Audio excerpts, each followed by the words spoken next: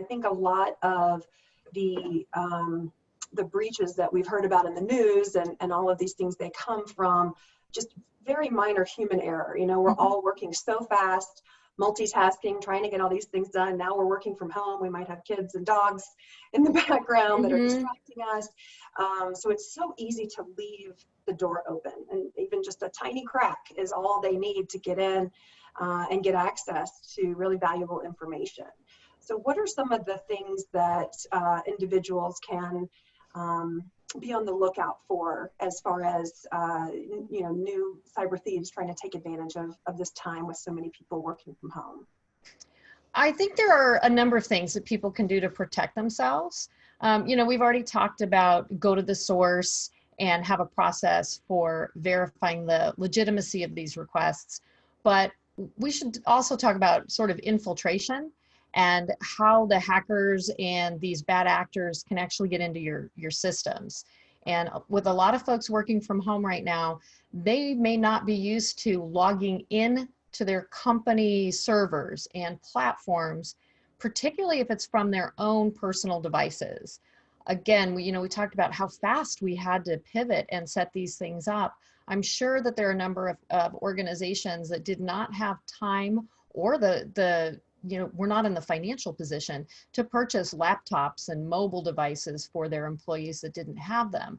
And so we've got people using their own personal devices.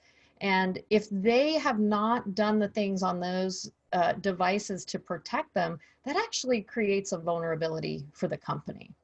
Also, having the appropriate antivirus and malware detector on your computer. Most companies have those systems in place, but a lot of folks at home may not have updated those things. Maybe they let their subscription lapse because it hasn't been a big deal. That's, again, another easy way to make sure that you're protecting the systems that you're using. And then just in general, passwords. I'm really going to harp on passwords. We have to stop using the same weak passwords over all of our different systems. When we do that in our personal life, we create personal vulnerabilities. When we do it at the institutional level, at companies, we create vulnerabilities for the company.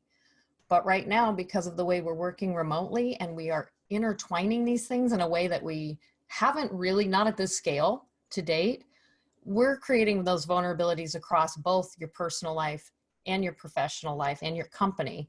So please make sure you're using strong and unique.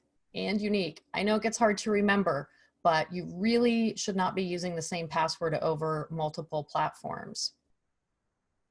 That's an excellent point, and it definitely was something that I was guilty of back in my former life before I came to work at Aura Identity Guard, and now I know so much better. But if you're using the same password and login information for a personal site like Gmail, and you happen to use the same one at work, you are exposing the entire company by leaving that open for hackers. Can you talk a little bit about the implications for a large employer? Should an employee, leave something open like a password or something like that? What can happen for a large employer, something as simple as using the same password for personal and professional use?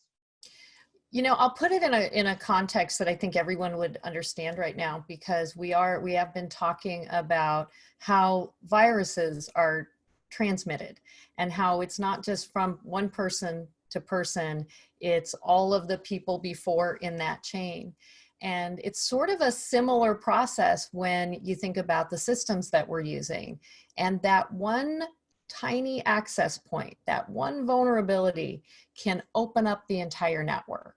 So when you are using the same password over and over, and you have, let's say you have 100 employees, and 99 of them are practicing good password hygiene and good cyber hygiene, it only takes that one person, that one time, to have a hacker get it right once. But the reality is, the hackers know that you're using the same password over multiple accounts. And so they take that information that they got through a data breach, and they have an automated process where they just start hammering accounts trying to get in. So if you have used the same password for your work login credentials as you did for something you thought was pretty innocuous, but there was a breach there, you've just created a vulnerability and a pathway in to that entire work network, that company network.